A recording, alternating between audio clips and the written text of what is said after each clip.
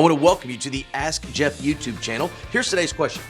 Should a Christian who trusts Jesus as the leader of their life date and or marry someone who is Mormon or a Jehovah Witness? Well, allow me to answer this very simplistically, and then we'll kind of get into the weeds. The simple answer is no.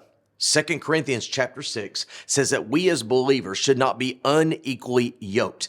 Now, I understand that we have to navigate life and work alongside and go to school and play ball with those who are not necessarily born-again Christians. But the term yoked, if you think of it agriculturally, and it's typically in the picture of oxen in the Old Testament, is you have two animals, in that case, that are necessarily tied together by an item. In other words, when you are yoked to somebody, you cannot move without them moving alongside of you and reciprocated. Now, when it says do not be unequally yoked, we traditionally, and rightfully so, apply that to marriage because the Bible speaks about the two becoming one, et cetera, et cetera.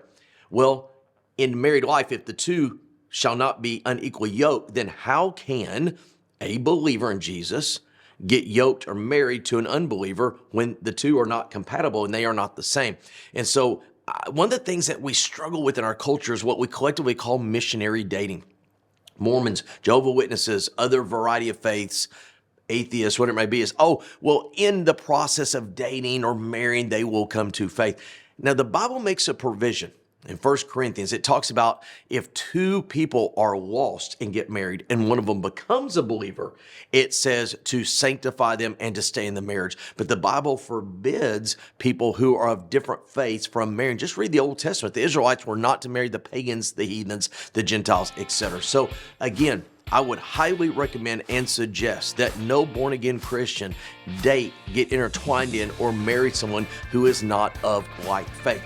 The two ones that were mentioned specifically in this question are not compatible with biblical Christianity, so therefore, we should not be unequally yoked with them. Great question. If you have one, send it to AskJeff.net. Maybe your question will be tomorrow's. Thanks for being a part of today's daily question. Now, we answer a question each and every day. Please feel free to submit a new question at AskJeff.net. We may not have gotten to yours today, but we eventually will continue to be a part of this. Subscribe so you don't miss out on a question every day.